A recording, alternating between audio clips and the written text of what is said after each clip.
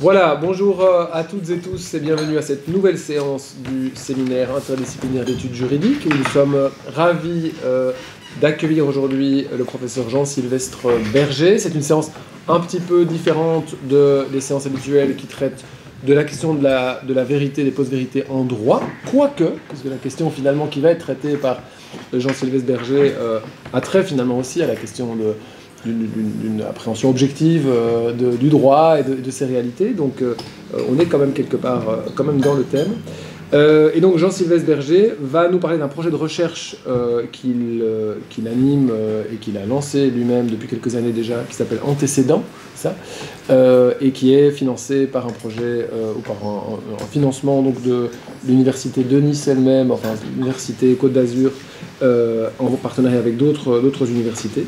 Donc un tout grand merci à lui de venir parler de ce sujet qui est méconnu, qui n'a pas été très travaillé en théorie du droit, me semble-t-il, et qui pourtant est évidemment assez fondamental. Donc merci beaucoup Jean-Sylvestre de nous faire l'amitié d'être là, et on vous laisse la parole pour 45 minutes. Très bien, oui, très bien. Parler à peu près 45 minutes. Merci beaucoup Antoine, merci Diane pour l'accompagnement, Madame Darmon également.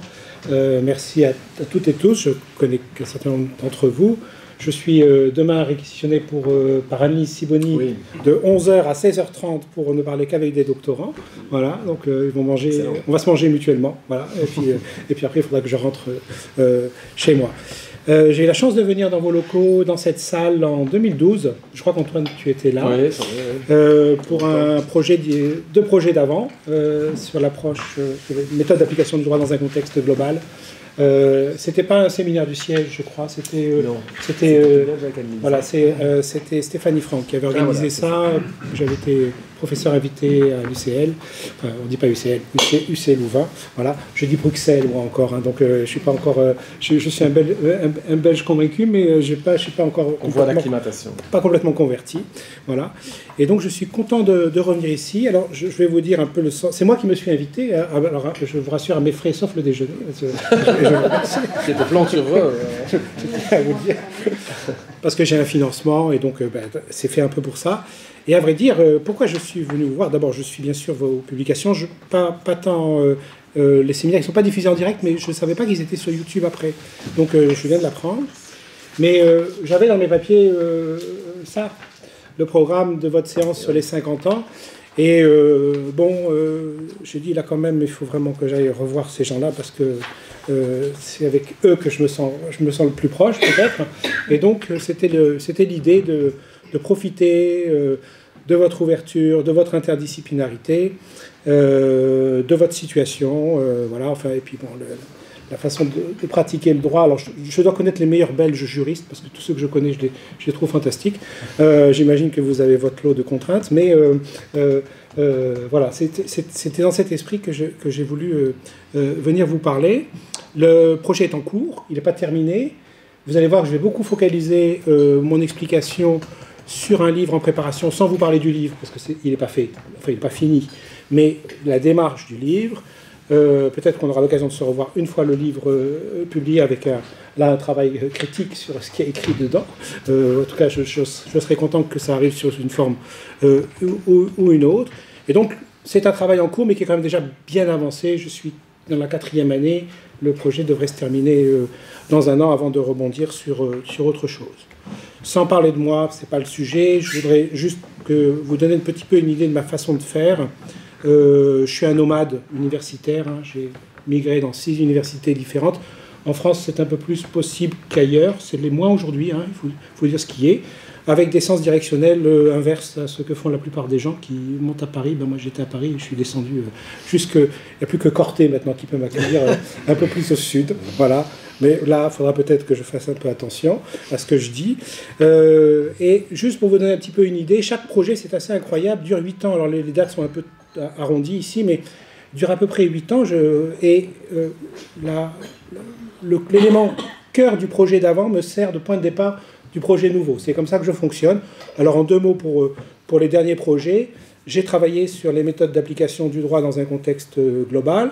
À l'intérieur de ce travail que j'avais présenté ici en cours de conception, J'ai parlé de la contrainte de circulation, comment la contrainte de circulation est de nature à produire des effets dans la façon de faire du droit dans un contexte global avec des situations qui bougent d'un niveau à un autre.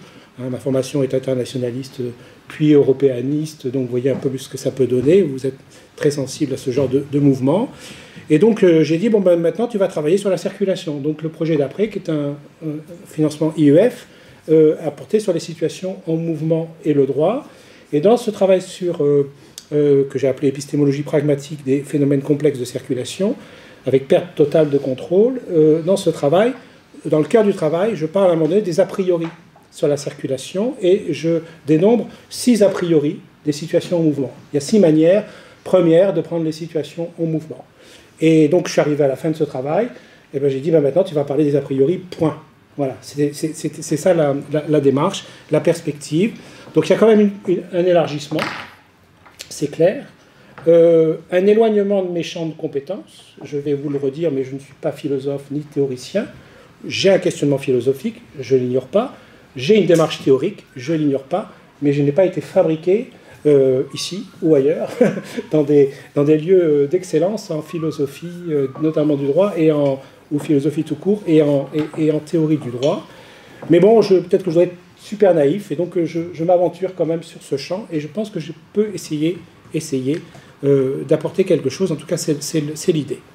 Le projet actuel est financé par un IDEX, je ne rentre pas dans le détail, qui dure 5 ans, et je redéposerai, ça sera ma 3e tentative, un ERC Advanced Grant. Le dernier, j'ai eu, donc on a 12 évaluations, j'ai eu 10 excellents, un très bon et un bon, et ces chers amis de l'ERC m'ont classé C, c'est-à-dire on ne veut pas vous revoir. Donc je pense que le juriste de service m'a carrément allumé. S'il est dans cette salle, qu'il ne se déclare pas.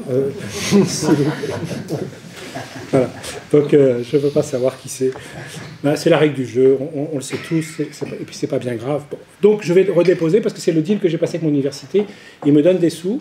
Dans ce projet, sachez que j'ai recruté pendant 6 mois une philosophe, une doctorante parisienne, qui a essayé de me donner des clés d'entrée dans la philosophie sur la question des a priori. Voilà. Donc j'ai eu un temps d'immersion qui n'était pas facile pour moi. Bon, mais ça faisait partie du programme. Ce projet, je suis quelqu'un qui aime faire beaucoup de choses. Je ne sais pas si c'est une bonne chose, mais c'est comme ça que je suis fabriqué. Il y a déjà eu pas mal de réalisations. Je ne vais pas rentrer dans le détail. Vous remarquerez qu'il y a un ouvrage quand même en anglais pluridisciplinaire calé sur le profil pluridisciplinaire de mon labo, parce que je suis dans un labo droit éco-gestion et sociologie. Donc il y a 4 disciplines qui sont représentées. Et là, il s'agissait d'ouvrir les boîtes. Hein, c'est-à-dire de poser la question des méthodes a priori en sciences sociales en général, avec une représentation tout à fait imparfaite des sciences sociales, puisque mon labo étant configuré d'une certaine manière. Alors j'avais ajouté des philosophes dans la préparation du colloque, mais sinon on était resté sur en gros cette configuration-là de départ. Springer, j'ai déjà publié une fois un ouvrage chez eux, a gentiment accepté, ce qui est tout à fait indu, parce que franchement je ne peux pas dire que j'étais tout à fait apte à porter cette thématique à une échelle collective, mais ça a marché, ça les a intéressés, ils ont accepté. Le deuxième élément qui est intéressant, c'est un numéro spécial de revue.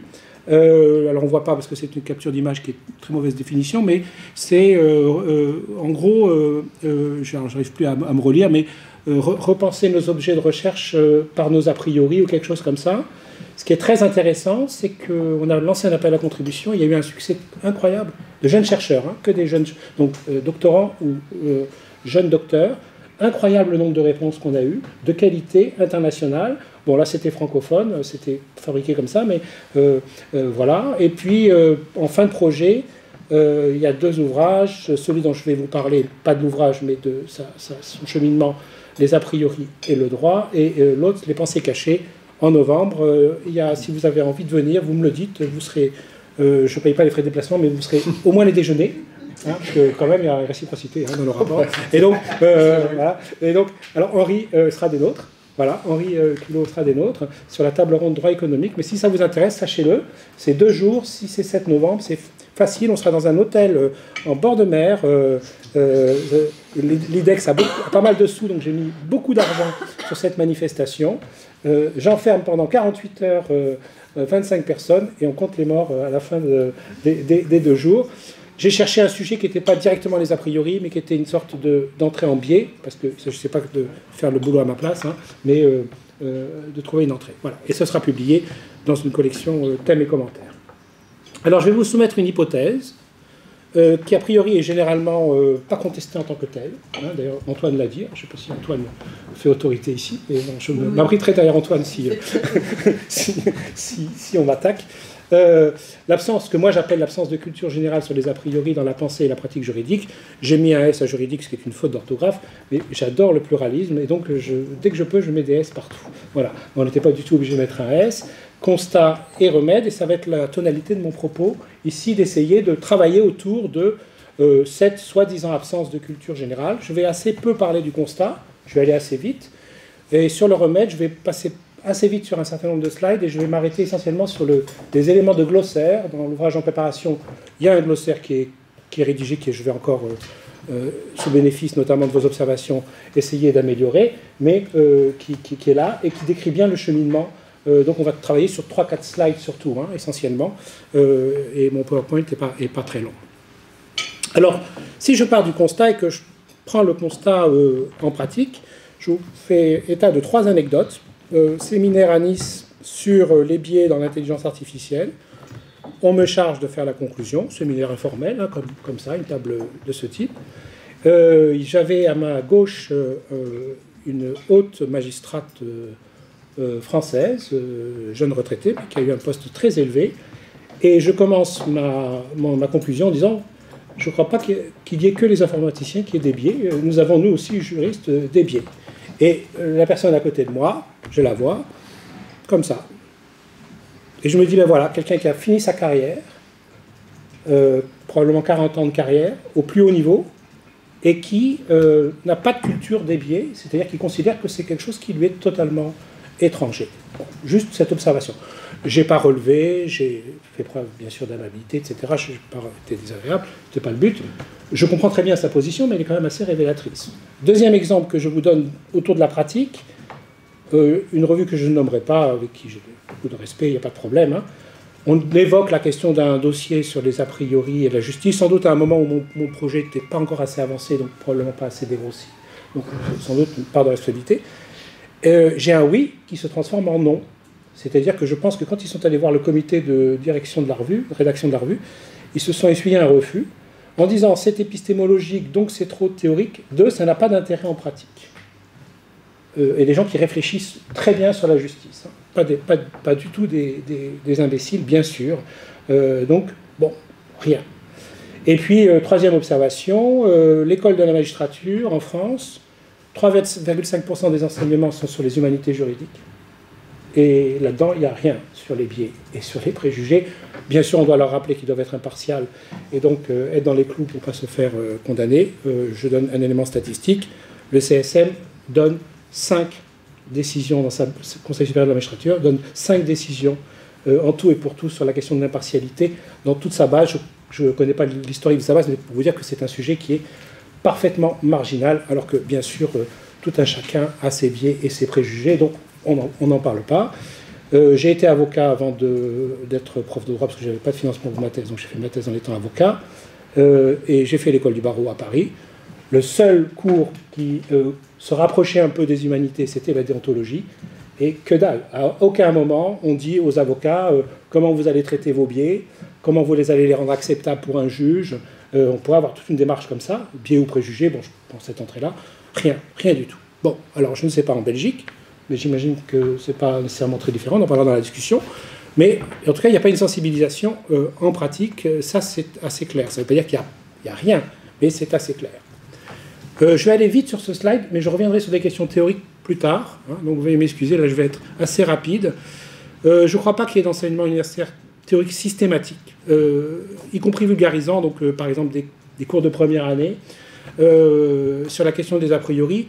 Je prends un exemple qui peut être un mauvais exemple, qui peut être contredit selon vos propres expériences. La difficulté des cours, c'est qu'on n'assiste pas aux cours des collègues, au fond, on ne sait pas ce qu'ils font. Hein. Donc, on a aussi beaucoup de préjugés et d'a priori sur le sujet, donc il faut s'en méfier. Mais ça m'est arrivé de dire dans différents cercles, bon, je fais un cours sur le droit de l'entreprise que moi je n'ai jamais fait, je devrais être capable de commencer par 3 heures sur qu'est-ce que c'est qu'une entreprise.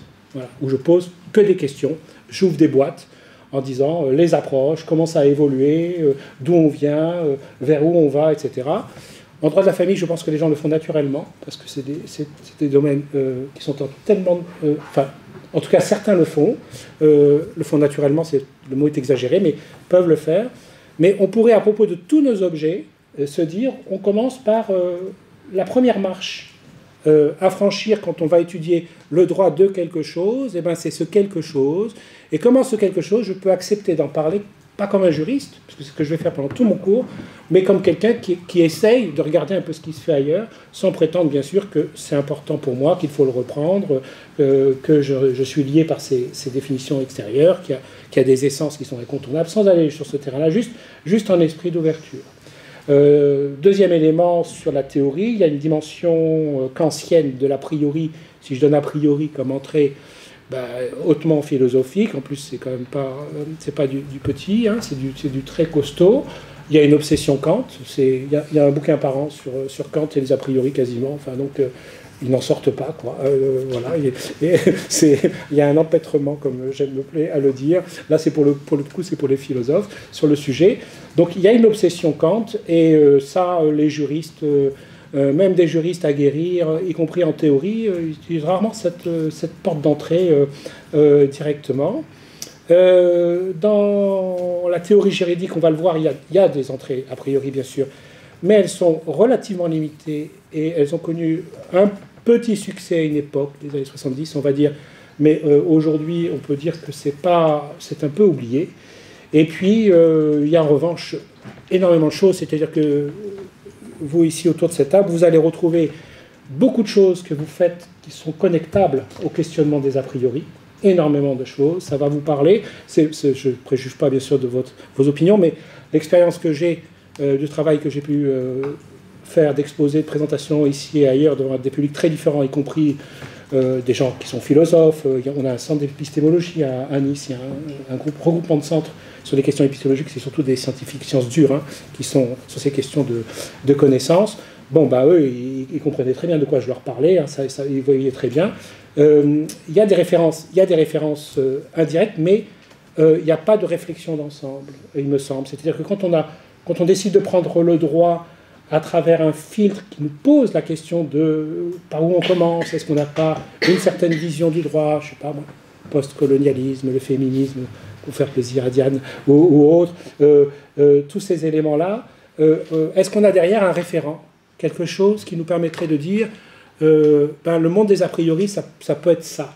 Ça peut être des tas de choses différentes, mais je ne crois pas que ça existe, à ma connaissance, même si certainement que chacun se les construit à sa manière, mais je n'ai pas vu que ça a été l'objet d'un travail de restitution. Alors, c'est mon idée d'essayer, folle, mais je ne prends aucun risque, hein, à mon âge et dans ma situation, on ne va pas me virer de l'université pour ça, donc pas de problème.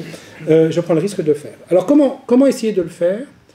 Alors, il y a une petite phrase là, en général, et je vous ai marqué, je sais pas ce que ça veut dire. Alors, je vais vous faire un petit aveu. Moi, je suis un mauvais élève. Je ne suis pas un bon élève. Je suis vraiment un mauvais élève. J'ai eu le bac au rattrapage, totalement désorthographié. Bon, toutes les recherches que je fais, elles sont personnelles. Je ne sais pas faire un truc en disant le droit dit que. Alors, si, comme avocat, j'étais bien obligé de le faire. Le droit dit que. Mais dans ma façon de travailler, je ne suis pas quelqu'un qui sait rendre compte d'un état de l'art objectivement. C'est quelque chose qui ne m'intéresse pas. Voilà, je suis un peu obligé de le faire, hein, je vous rassure, hein, comme prof de droit, bien sûr. Mais je le fais assez peu. Donc moi, j'essaye de dire, voilà ce que moi je suis capable de faire, ça vous plaît pas, mais voilà ce que j'essaye personnellement de faire sur le sujet.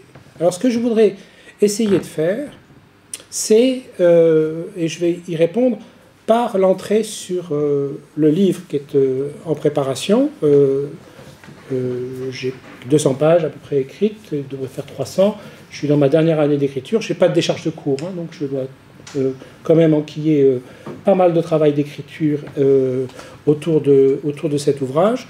Je vais prendre ça comme élément de réponse. Alors encore une fois, je ne vous parle pas du livre. Peut-être que j'aurai la chance de pouvoir revenir échanger avec vous ici ou ailleurs sur le livre une fois publié, mais ça va être mon cas. Sachez quand même que ce type d'ouvrage, c'est le 3e que je publie dans cette collection, avec un format d'écriture très particulier, puisque j'écris dans des encadrés, et dans chaque encadré, je peux passer du coq à l'âne. Je n'ai aucun souci, je ne fais pas des jardins à la le nôtre, ça ne m'intéresse pas de faire des jardins à la le nôtre. Ce qui m'intéresse, c'est d'essayer de trouver des éléments de démonstration qui peuvent être théoriques ou très concrets, peu importe, hein, ça peut être des choses très très différentes, mais où j'ai un discours qui est à chaque fois marqué dans son cadre, encore une fois, ce qui me permet de passer d'un domaine à un autre. Alors pourquoi je fais ça? Parce que quand on travaille des sujets holistiques, qui sont aussi gros que ça, on ne peut pas couvrir, on n'est pas exhaustif. On ne peut pas dire je vais vous faire la synthèse de tout ce qui a pu être fait sur le sujet, je vais trouver une cohérence d'ensemble. Pour moi, ça n'existe pas, ça ne sert à rien de faire ça. Ce qu'on peut faire, c'est essayer de proposer au moins des entrées, de les traiter quand même, d'essayer de faire de la démonstration dans les entrées. Mais voilà, et l'éditeur m'en veut parce que ça lui coûte de l'argent de fabriquer des livres comme ça, parce qu'il faut mettre en page des encadrés, etc. Mais c'est le dernier que je ferai sur ce format-là, c'est sûr. Mais il y a un continuum par rapport à ce que j'ai pu faire déjà par le passé. Pour vous donner juste une petite idée du travail d'ensemble, alors ce qui est important, on y reviendra, c'est l'élément de sous-titre. Il y a plusieurs choses importantes, mais l'élément de sous-titre, travaille sur la compréhension. Donc, j'essaie de travailler autour d'un a priori de compréhension. On verra qu'il y a d'autres, comme vous le savez, d'autres sortes d'a priori. Le plan est un plan progressif. Je découvre mon sujet au fur et à mesure que je le traite. Je construis chez mon je sais pas quoi, je veux dire que c'est une cathédrale, je construis mon je sais pas quoi au fur et à mesure. Et là, je suis dans le droit nu. Alors là, je ne suis pas content parce qu'il n'y a pas d'a priori dans le droit nu, par définition, parce que c'est le droit de débarrasser des a priori. Mais j'essaye de leur tordre le cou à ceux qui disent que le droit est nu en leur disant que c'est un magnifique a priori. Ça, c'est bien sûr mon pied de nez que je fais. Le but, c'est quand même d'essayer d'écrire un chemin. Donc j'ai du vocabulaire, de la grammaire, c'est le chapitre 1. Les questions de méthode, ça nous parle. Il y a des méthodes de raisonnement a priori. Incroyable que l'argument a priori n'ait pas été théorisé dans la nomenclature de l'argumentation juridique, les théorisations sur l'argumentation juridique. On trouve des choses qui se rapprochent avec d'autres entrées, mais en tant que tel, on n'a pas l'argument a priori, c'est-à-dire qu'on n'a pas une réflexion sur c'est quoi l'argument qui commence un raisonnement, ce par quoi on commence, quelle importance ça a dans un raisonnement juridique. Vous ne trouvez pas ça. On le trouve, c'est pas vrai qu'on ne trouve pas. Si on prend par exemple l'ouvrage de travaux de Pellerman, notamment en logique juridique, ou son ouvrage avec OTK sur l'argumentation, on trouve bien sûr des choses sur la façon de prendre les sujets, mais ce n'est pas amené de manière englobante par l'entrée a priori. Et bon, le droit nu, c'est l'hypothèse d'un droit qui se voudrait sans a priori, ou qui est son propre a priori, je ne détaille pas, et je vais y revenir après. Et la part propre du droit, au final, je voudrais essayer de scénariser, c'est-à-dire de montrer comment quelque chose qui introduit un raisonnement, le droit est bien sûr capable de le capturer en tout ou partie et d'en faire quelque chose qui lui est propre. Et le bout du bout, c'est quand même d'essayer de dégager la part propre du droit. Qu'est-ce que le droit a à nous dire en propre sur un certain nombre de sujets? Et ça vous parlera évidemment.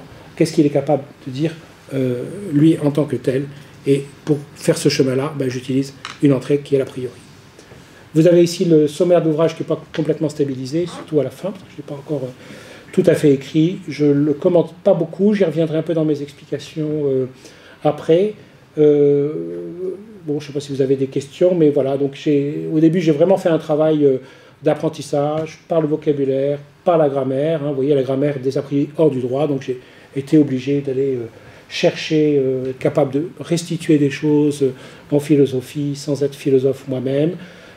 Sachez que j'ai ouvert le sujet à des économistes, à des spécialistes de management, des sociologues. Ils ont tous des choses à dire sur le sujet. Donc n'importe quelle discipline est capable d'accrocher sur cet élément-là. Les questions de méthode, j'en ai déjà un petit peu parlé. Le droit nu, il y a renversement de la perspective. Voilà, là j'ai traité les deux premiers, j'attaque la section 2. La part propre du droit, c'est ce qui me restera à faire in fine. Alors, je voudrais, en faisant attention au temps, je vais m'attarder maintenant sur les 4 slides qui viennent, ou 5. Je ne vous ai pas encore parlé de l'a priori. Hein, je suis un très mauvais élève, je ne définis même pas mes termes de sujet au début. Alors, comment voulez-vous que vous arriviez à suivre? Enfin, je savais que j'avais des esprits déliés, donc je ne suis pas inquiet. Voilà. Je voudrais essayer de faire un travail autour du glossaire. Le glossaire qui sera dans l'ouvrage, je l'ai déjà fait, ça, pour le bouquin sur... je ne sais plus quoi, je sais plus lequel, la situation en mouvement et le droit, je ne sais plus pour lequel je l'ai fait, y compris le premier, je ne me souviens plus. Mais peu importe. Je trouve que c'est bon, c'est quelque chose que vous pratiquez, que vous connaissez. C'est quand même assez... c'est très efficace hein, d'essayer de formaliser son vocabulaire. Alors on n'est pas obligé... Bon, pour une thèse, je ne sais pas si ce serait recevable, mais bon, il n'y a pas de raison. Je l'ai vu hein, dans des thèses d'ailleurs. Mais ce n'est pas impossible. Mais c'est très important de faire ce travail-là parce qu'au fond, on arrive à ramasser une pensée dans des paragraphes très très courts, avec tous les niveaux qu'on veut dans le raisonnement. Alors, je vais commencer par définition existante de l'a priori, en disant des choses assez simplifiées, hein, et pardon pour ceux qui ont des attentes spécifiques là-dessus. La première chose, c'est ce qui figure à propos de la définition la plus répandue. On a une acception philosophique kantienne, hein, c'est l'a priori transcendantal, l'a priori comme condition et possibilité de la connaissance. Et puis on a un sens plus ordinaire où l'a priori a une acception péjorative de préjugés ou de biais. Sachez que, vous le savez sans doute, les philosophes réfutent la deuxième acception, ils considèrent qu'elle n'est pas purement philosophique, donc ils s'intéressent qu'à la première, ils ont déshabillé déjà l'a priori d'une bonne partie des choses d'entrée de jeu.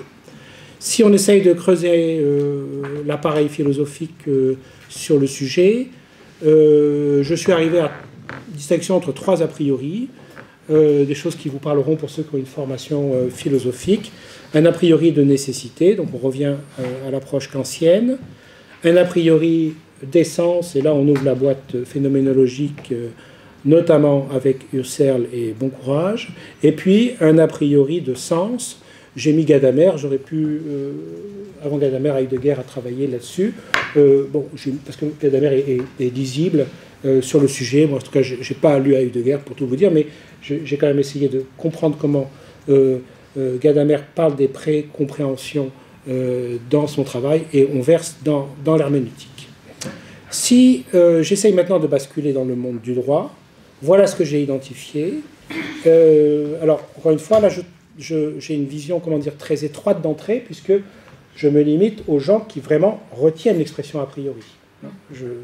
Alors que c'est très contestable, on va le voir, puisqu'on pourrait largement ouvrir les horizons, et vous le savez bien, les uns et les autres, avec toute votre connaissance du droit. Donc moi, avec ce parti pris, parce qu'il faut bien commencer par quelque chose et délimiter un terrain, j'ai identifié, première chose, l'a priori comme condition de la connaissance juridique, très souvent critiquée ou délaissée. Alors c'est surtout une époque, généralement pour stigmatiser le droit naturel, mais à vrai dire on pourrait le faire pour toutes les théories juridiques, et se dire que toute théorie juridique qui pose un a priori comme condition d'une connaissance juridique ouvre flanc à la critique, sauf que ce n'est pas, à ma connaissance, un travail qui a été fait de manière systématique. Le deuxième a priori, c'est l'a priori ontologique, modal, logique, de précompréhension. Alors, en réalité, il y a des choses bien différentes qui sont aussi ici réunies. Alors là, il y a 3 auteurs que j'ai retenus, Adolphe Reynard, Louis Gardiès, ou Jean-Louis Gardiès, et Joseph Esser. Reynard est un privatiste, ce qui, quand même, en théorie du droit, est une tare, il faut le dire, et donc est un privatiste pas connu en France, du tout. Les philosophes ont travaillé sur Kervégan, a fait travaillé sur un ouvrage sur cet auteur. C'est de la phénoménologie, et la phénoménologie est très très mal reçue, en tout cas littérature française. Jean-Louis Gardiès est un philosophe, c'est pas un juriste, mais c'est quand même quelqu'un qui est très juriste compatible. Il a beaucoup travaillé notamment sur des questions de logique juridique, et si on reprend ses travaux, ben, ça peut être très utile pour les gens qui travaillent aujourd'hui sur la logique juridique. Et Joseph Esser, c'est quand même très intéressant, un auteur qui a travaillé sur les préconceptions ou précompréhensions dans les pratiques juridiques, et notamment dans les pratiques de jugement, et qui verserait plutôt du côté de l'herméneutique, qui n'a pas une grosse popularité en France, mais bien plus en Allemagne notamment. Alors je ne peux pas dire que je suis un spécialiste de ces auteurs. Hein. Leur lecture, mais soit impossible, malheureusement je ne lis pas l'allemand, donc j'ai lu une traduction, j'ai essayé de lire des éléments de traduction italienne de l'œuvre de Joseph Esser, qui n'a pas été traduit en français. On a un projet avec un collègue de Lausanne d'essayer de faire traduire son travail. Gardiès, bon, quand ça verse dans la logique, après il y a des formules mathématiques, moi je suis un peu largué. Et Reynal, il est insupportable. Il traite tout le monde de la hauteur de son intelligence. Bon, il est mort la Première Guerre mondiale, fauché à 30 et quelques années, et donc il n'a pas produit. Mais lui, c'était vraiment l'idée, c'était de porter le drapeau Husserl et phénoménologique pour essayer de revisiter le droit avec des choses qui sont quand même intéressantes, parce que le niveau de construction est quand même très très élaboré.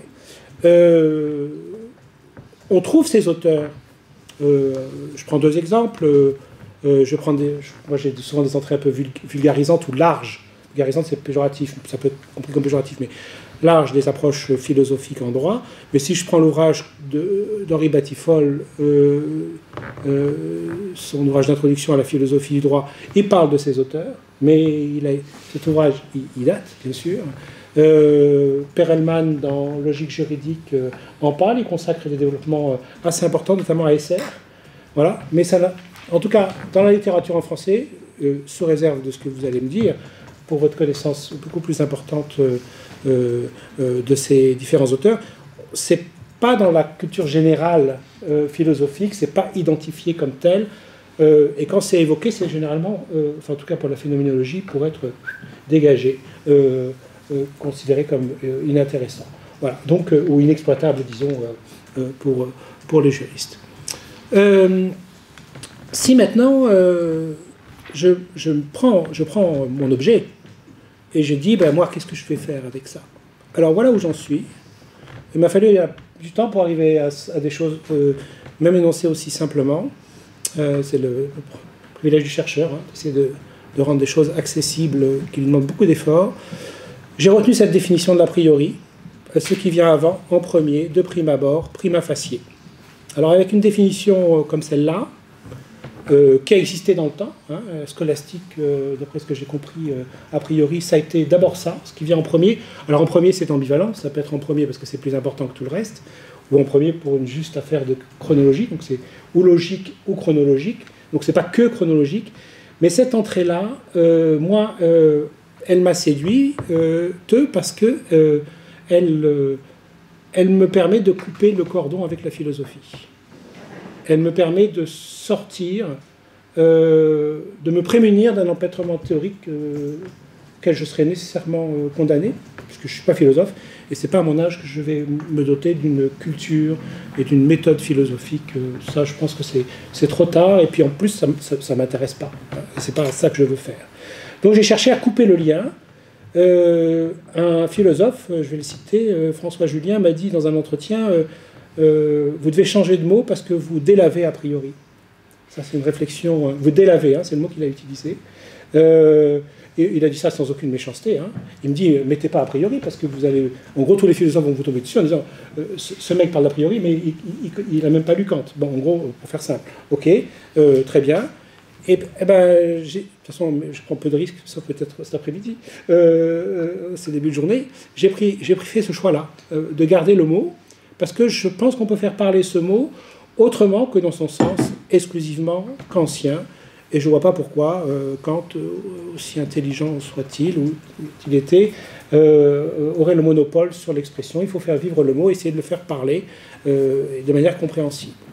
Avec une entrée comme celle-ci, ben, vous voyez dans l'énumération qui suit, le paragraphe du dessous, vous allez dire c'est l'auberge espagnole, quoi, hein, ça tape dans tous les coins, on a des choses qui sont du monde du sensible, donc on parle de croyances, ça va vous parler d'imaginaire, d'émotions, de préjugés, de lieux communs, puis on parle de choses qui sont plus rationnelles.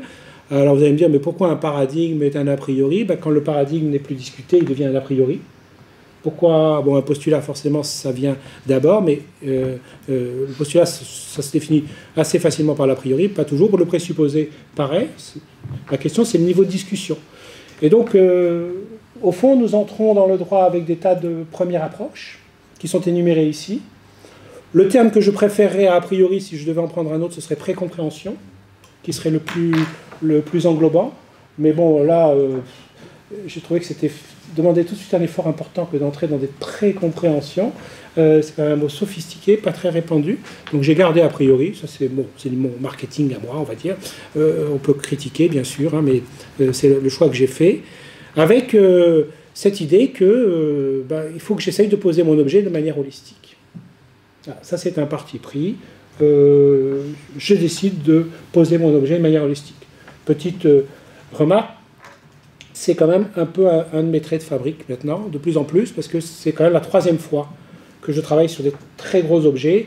Et même avant, quand je prenais des objets plus petits, j'avais qu'une obsession, c'était d'ouvrir. Je prends un exemple, ma thèse portait sur les aspects de droit international privé en droit d'auteur, et je dis à mon directeur, Paul Lagarde, en 90, on ne peut pas faire de DIP sans faire de droit européen.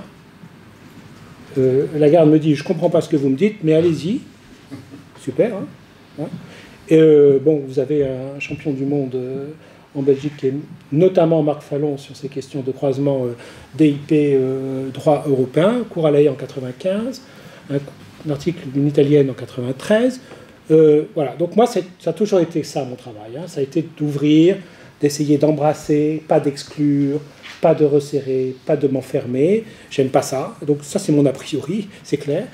Et donc, je pose un objet holistique et je me dis que je l'ai déjà fait et que donc je devrais arriver à survivre. Même si c'est dingue ce truc parce que c'est évidemment très très gros. Je ne l'ai pas fait comme ça pour ma thèse, je dis ça pour les doctorants qui seraient jeunes docteurs. Enfin, ce serait à mon avis très dangereux de mettre, et dans les projets que j'ai pour l'avenir, notamment le RC, j'envisage de ne prendre que des post-docs. Parce que je pense que c'est très casse-gueule pour quelqu'un de travailler sur ses entrées au moment de sa fabrication, il me semble, hein. En tout cas de manière aussi large. Voilà. Donc voilà le souhait. Alors dernier élément de mon positionnement par rapport à l'expression. J'ai fini par je dis marketer, pardon si le terme vous choque, hein, c'est un abus de langage.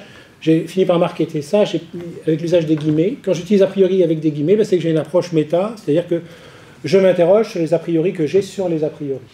Donc j'essaye de ne pas me faire prendre au piège de mes propres a priori, et j'essaye de les faire parler en utilisant les guillemets, parce que je n'ai pas trouvé une autre formule, mais les gens comprennent bien, puis là il y a une mise en garde qui est faite. Avec tout ça, qu'est-ce que je peux essayer de faire? Il y a 2 slides, ça va, je regarde le temps. Alors j'ai choisi, pas toutes les entrées du livre, mais certaines. La première, c'est démarche antécédente. Antoine, tu as rappelé que le projet s'appelle Antécédent, parce qu'au début, j'ai voulu, quand j'ai posé le sujet, me démarquer des a priori, et je trouvais qu'antécédent, donc ce qui vient avant, était une bonne expression, même si je n'ai pas décidé de l'adopter complètement pour tout le projet. Dans cette démarche antécédente, j'essaye de scénariser, alors avec tout ce que ça peut avoir de simplificateur, ou ce qui peut paraître d'une très grande simplification, j'essaye de scénariser une capacité qu'a le juriste, et ça va bien vous parler pour des tas de travaux qui ont été faits, que je ne connais pas tous vos travaux bien sûr, mais je connais un certain nombre de choses, cette capacité qu'a le juriste de ne pas commencer l'étude du droit à la règle de droit, mais d'essayer de poser un objet et de prendre du recul par rapport à cet objet en essayant d'ouvrir les perspectives. C'est ce que je décrivais tout à l'heure avec la figure des introductions à des cours qui chercheraient à ouvrir l'objet et qui ne partiraient pas directement sur l'objet. Il y a quand même un nombre assez important de juristes qui considèrent que ce que le droit dit des objets, ce sont les objets. c'est quand même dingue, ça me paraît dingue, de juristes dans une pratique, hein, même dans une théorie, qui considère que ce que le dit le droit des objets, donc qu'est-ce que c'est qu'une frontière, par exemple, ça c'est un objet, c'est la frontière, donc le droit fait de la géographie, etc. Enfin, et avec aucun sens critique de compréhension que, bon, ça, alors vous, je pense que vous le savez bien ici, voilà, parce que c'est une de vos marottes hein, dans vos recherches, mais dire qu'on va sortir du droit, ben, c'est quand même d'abord essayer de prendre une distance par rapport à son objet. En discuter ben, forcément dans une perspective pluridisciplinaire, interdisciplinaire, et puis revenir au droit, ça ne veut pas dire qu'on est obligé de tout reprendre, on prend ce qu'on veut, et le soir on ne prend rien du tout. Bon, tout ça, vous connaissez. Dans le livre, je lui consacre quand même une section, avec des tas d'exemples. Il n'y a pas eu de travaux sur la scénarisation de cette démarche antécédente, que je sache. Il y a des tas de gens qui ont des expériences de démarches de ce type, qu'ils ont appelées d'une autre manière. Il y a des tas d'autres entrées pour voir le sujet, mais moi, ce qui m'intéressait, c'était de le voir à travers les a priori. Et l'intérêt de le voir à travers les a priori, c'est que je pose l'objet comme un a priori aux constructions du droit. Encore une fois, pas parce que c'est une essence, une ontologie qui va s'imposer au droit, ça peut être rien du tout, dont le droit va faire des choses extraordinaires, ou quelque chose de très important et le droit fera tout à fait autre chose. Donc ça, c'est pas le problème, mais où on est capable au moins de dissocier les deux. Et l'entrée a priori, bah, c'est comment je viens à mon objet. Comment je viens avec mon objet, avec tous les éléments, si je reprends le slide précédent, avec tous les éléments de... j'ai perdu la souris, bon, c'est pas grave, tous les éléments de vocabulaire que j'ai... Voilà, il est là, hein, dans l'énumération, on peut prendre tous les a priori qu'on veut, là. Imaginaire, émotion, croyance, des choses importantes, etc., qui sont là. Deuxième entrée, la question a priori dans une perspective d'ordre méthodologique. J'en ai déjà un petit peu parlé tout à l'heure. Alors, je prends deux exemples. J'ai été avocat et ça m'a quand même beaucoup influencé dans beaucoup de juristes en Belgique sont praticiens et universitaires, donc ça vous parle. Il y a une grande porosité entre les deux mondes. Ce n'est pas nécessairement le cas en France. Et je parle d'universitaires qui font de la recherche, hein, voilà, qui n'ont pas abandonné le terrain de la recherche pour autant. Il y a quand même... on peut... J'ai essayé dans une section de dire, quand on prend nos questions en droit, avec quel état d'esprit on les prend. Alors je prends un exemple, des choses très très simples. Est-ce qu'on parle d'un droit qui est fait ou qui est en train de se faire ? D'un droit qu'il faut défaire? Est-ce qu'on parle d'un droit qui est en devenir ou qui est en déshérence ou en perdition? Est-ce que je parle d'un droit qui est fabriqué d'abord par des faits non juridiques? Est-ce que je suis capable d'aborder un questionnement juridique par un fait non juridique, ou est-ce que je disqualifie le fait non juridique parce que il n'est pas juridique et donc, etc. Voilà, tous ces questionnements qui peuvent être utiles. Alors ça, c'est vraiment de la pédagogie pour des étudiants. En pratique, on sait ça. Hein, moi, en pratique, je sais que l'avocat, la plupart du temps, il fabrique le fait. C'est ça qui l'importe. Il fabrique le fait, parce qu'il sait que derrière la fabrication du fait, il va avoir un régime, et toute son attention, et je prends des exemples avec les étudiants, et notamment l'hypothèse du fait prescrit, du fait non qualifié, on a toute une série d'hypothèses en droit, où travailler un fait qui, a priori, n'a pas de conséquences juridiques, est en réalité déterminant dans l'établissement de la solution juridique. Bon, et donc j'essaie de le dire simplement, sans en faire d'une théorie, hein, voilà, c'est pas de cet ordre-là, c'est plutôt de l'ordre de la pédagogie. Dans l'histoire de l'argumentation, dans le raisonnement juridique, bon, là j'essaie de réhabiliter l'a priori, c'est très intéressant un a priori, parce que vous commencez par quelque chose dans un raisonnement, vous pouvez très bien vous déjuger, puisque vous dites que c'est a priori.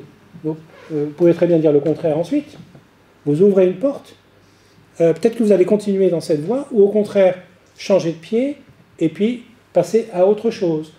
Ça, c'est un premier intérêt. Il n'y a pas beaucoup d'arguments qui ont cette force-là, cette malléabilité-là, dans un raisonnement juridique. Autre exemple, un a priori va devenir potentiellement l'a posteriori d'autre chose. Parce que derrière un a priori, il y aura un a posteriori, et ensuite à nouveau un a priori. Donc, excusez-moi, c'est l'inverse, c'est l'a posteriori qui va devenir l'a priori d'autre chose. L'a posteriori va devenir premier dans la chaîne de raisonnement, le deuxième wagon qu'on va accrocher à un raisonnement. Et donc comment on essaye d'expliquer les choses calmement, posément, et en quoi ça rentre parfaitement dans les structurations de pensée sur le raisonnement juridique, mais bizarrement, l'argument a priori, même s'il y a des choses qui y ressemblent, je les ai bien identifiées, sont dedans. La question du droit nu, c'est le moment le plus redouté pour moi. Pour l'instant, je survis. Mais c'est terrible parce que j'essaye dans ce travail d'avoir un propos qui est assez équilibré en théorie et en pratique. C'est-à-dire que j'essaye toujours d'avoir des entrées qui sont plutôt très corrélées questionnement pratique et des entrées très corrélées théorie. On pourrait revisiter toutes les théories du droit avec une entrée a priori. Toutes. Le problème, c'est que moi, je ne les maîtrise pas, ces entrées. Donc je ne suis pas assez idiot pour aller me lancer dans des relectures approfondies de pensée particulièrement charpentées sur cette entrée a priori. Donc j'essaye d'éviter ce risque. Et en même temps, je ne peux pas non plus esquiver complètement la difficulté. Je suis bien obligé de m'y mettre. Alors là, ce que je cherche à faire, c'est expliquer que des idées de neutralité, d'impartialité, ne peuvent pas être autre chose que des a priori en droit, ou alors, si je le formule de manière plus posée, sont d'abord des a priori avant d'être éventuellement autre chose. Voilà, c'est plus exact comme formulation, en tout cas ce que je veux dire. Et ensuite, je vais m'attaquer à tous ces outils qui conduisent le juriste, parce qu'il recherche une spécificité du droit, une autonomie du droit, à s'enfermer, à s'isoler, à se couper du reste du monde. Et ça, je le combats. Moi, j'exècre cette position, et ça va bien vous parler à vous ici. Je n'aime pas cette position. Je ne comprends pas ces juristes qui ne savent plus décrire leur objet, qui sont... Je comprends l'utilité de construction méta, et des méta sur du méta. Tout ça, je comprends que c'est utile, bien sûr, et le monde fonctionne quand même beaucoup comme ça. Mais si, au final, on ne sait plus de quoi on parle, on s'est tellement éloigné de son objet, et ça m'est arrivé quand même dans des colloques, quand les gens montent en gamme sur des questionnements, je leur dis, mais de quoi on parle ? Moi, ça m'est arrivé de poser la question comme ça. Je peux vous dire que ça terrifie votre interlocuteur. Hein. De quoi on parle ? C'est quoi l'objet ? Ils sont tellement éloignés, parce qu'ils sont tellement dans les... Je me rappelle un colloque sur le dialogue des juges. Les gens étaient montés dans lyrisme des dialogues des juges, donc un sujet que vous connaissez. Et moi, je leur dis, mais de quoi on parle ? C'est quoi la réalité d'un dialogue des juges ? Est-ce qu'ils se parlent entre eux ? Est-ce qu'ils ne se parlent pas entre eux ? Est-ce qu'il y a des techniques ? S'ils se parlent, c'est dans les cours, c'est hors des cours. Moi, j'ai des réponses à toutes ces questions, hein, spécialement dans la configuration européenne, parce que tout ça est très organisé en réalité. Et pensez, hein, on fait des réceptions, CEDH, CJUE, les gens dînent ensemble, se voient, etc. Ils font peut-être du sport ensemble, bref, on fait que ça circule. Non mais je suis sérieux, c'est aussi comme ça que ça marche. Bon, les assistants, les référendaires, etc., ils circulent, bon, même si c'est quand même deux mondes assez cloisonnés, CEDH, UE, c'est pas la même culture, et rares sont ceux qui ont complètement les deux cultures. Bon, bref, et moi, la question c'est de quoi on parle ? De quoi on parle ? Quand est-ce que ça se pose vraiment ? Et là ça marche bien comme type de questionnement. Voilà. Et donc c'est un peu ça le travail que je vais faire, et je vais quand même essayer d'aller jusqu'au bout en disant que oui, l'idée d'un droit nu, c'est un a priori, c'est un postulat qui est, vous le savez bien, condamné de toutes parts. Alors j'essaye de retrouver la main par l'a priori, avec quand même aussi une idée. Je voudrais éviter de m'auto-référencer, c'est-à-dire que je vais le dire autrement, je trouve que beaucoup de théories juridiques se perdent parce qu'elles se sont construites sur une pensée ennemie. Une pensée quoi ? Ennemie. Et qu'on finit toujours par ressembler à son ennemi. Et alors moi je l'ai vu, je ne vais pas vous donner des détails concrets, mais J'ai vu des gens de gauche plus réactionnaires que des gens de droite, excusez-moi de cette incise, pour donner cet exemple, bon, il y en a d'autres, mais je l'ai vu tellement de fois, et alors, moi, je dis toujours, j'ai pas de pensée ennemie. En plus, c'est vrai, j'ai des choses que j'aime, des choses que j'aime pas, mais ça, on s'en fiche, c'est pas très important. J'essaye pas de construire une pensée ennemie, j'essaye d'ouvrir la pensée sur l'objet que je manipule.